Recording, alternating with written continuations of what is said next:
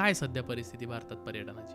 पर्यटनाची स्थिती खूप चांगली आहे आणि ती दिवसेंदिवस अजून चांगली होत चालली आहे. याचं महत्त्वाचं कारण म्हणजे आपली स्ट्रॉंग होत जाणारी इकॉनॉमी.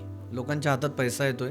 सो बेसिक ज्या मूलभूत गरजा असतात, अन्न, वस्त्र, निवारा, आरोग्य, शिक्षण, हे सगळं झाल्यानंतर नॅचरली लोकांना काय वाटतं? पर्यटन. आणि पर्यटन हे आपल्याकडे फार पूर्वीपासून आहे. कारण आपल्याकडे असं म्हटलेलं आहे की जो फिरतो त्याचा ऑटोमॅटिक तो वाईज होत जातो. संस्कार म्हणले पर्यटनाला संस्कार म्हटले. सभा चातुर्य वगैरे त्याच्यातून येतं, धीटपणा येतो, नवीन गोष्टी कळतात, स्वतःला माणूस समजतो. त्या काळात काशीची सहल आपल्याकडे पहिल्यापासून, काशीची तीर्थयात्रा आपल्याकडे महत्वाची आहे. आपले जे आद्य शंकराचार्य आहेत त्यांनी 4 धाम आपल्या देशामध्ये त्या काळात हे केले. आपल्याला माहिती आहे गुजरातमध्ये द्वारका आहे, उत्तराखंडमध्ये बद्रीनाथ आहे, ओरिसामध्ये पुरी आहे आणि दक्षिणेमध्ये रामेश्वरम आहे. सो देशाची 4 टोकं 4 धामांना जोडली गेली आहेत. 12 ज्योतिर्लिंग आहेत, शक्तिपीठ आहेत.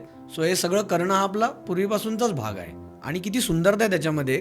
सगळ्यात पहिले काशीला जाऊन दर्शन घ्यायचं, मग तिकडून रामेश्वरमला यायचं, काशीचं जल घेऊन त्याचा अभिषेक रामेश्वरमवरती करायचा आणि रामेश्वरमचं जल घेऊन परत काशीला जायचं. म्हणजे तुम्ही एवढं अंतर सांधायचंय. आता आपण विमानाने जातो, त्या काळात लोक चालत जात होते. सो इतके भूभाग समजतात, इतक्या भाषा समजतात, इतक्या संस्कृती समजतात, इतकी तुम्हाला भोजन संस्कृतीपासून सगळ्या गोष्टी समजतात. सो हा एक सुंदर भाग त्याच्यातला पहिल्यापासून आहे. आणि आता तर काय, हे सगळं ग्लोबलायझेशन आणि याच्यामुळे लोक जगात फिरायला लागले. विशेषतः कोविड नंतर याच्यामध्ये एक मोठा सर्ज आला खूप. कारण लोकांना लक्षात आलं की माहिती नाही उद्या काय होणार आहे आपल्याला आयुष्यात. सो आज जे आहे जगून घेतलं पाहिजे, फिरून घेतलं पाहिजे. जिंदगी ना मिलेगी दोबारा.